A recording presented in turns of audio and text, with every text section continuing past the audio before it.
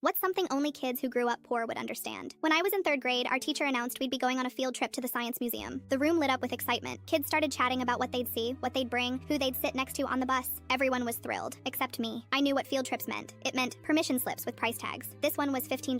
That might not sound like much, but to us, it was grocery money. I didn't need to ask my mom. I already knew she couldn't afford it. Still, I brought the form home. It was what you did. I handed it to her without saying a word and went to my room. Later that night, I found her sitting at the kitchen table, staring at the permission slip like it was a bill she couldn't pay. She sifted through unopened mail, bills, collection notices, late fees, silently doing the math in her head. After a long pause, she looked at me and said, "I'll figure it out, baby." I knew what that meant. She'd skip meals, walk to work instead of taking the bus, buy the cheap cereal instead of the kind we liked. Figure it out always meant a quiet kind of sacrifice. She never complained. She just adjusted. The next day at school, Ms. Wilson asked who hadn't turned in their slips. I raised my hand, along with two other kids. She sighed and said to stay after class. When the bell rang and the others filed out, she asked the first two why they hadn't brought theirs. They mumbled something about forgetting. Then she turned to me. I swallowed hard. "My mom doesn't have the money right now," I whispered. Her expression softened instantly. The teacher mask came off, and for a second she just looked like someone who understood. She didn't say much, just nodded and thanked me for being honest. Then she walked the other two kids to the hallway. When she returned, she handed me a sealed envelope. "Give this to your mom," she said gently. That night, my mom opened it at the kitchen table. Inside was a simple note. "Congratulations. Your child has won a spot on our field trip through a random classroom drawing. No payment is needed. We're so excited to have them join us." There was no drawing. My mom knew it. I knew it. She stared at the note for a while, then folded it carefully, almost like it was something sacred. She didn't say anything, just wiped her eyes and wrote a thank you note. I tucked it into my backpack the next morning. I went on the trip, rode the bus,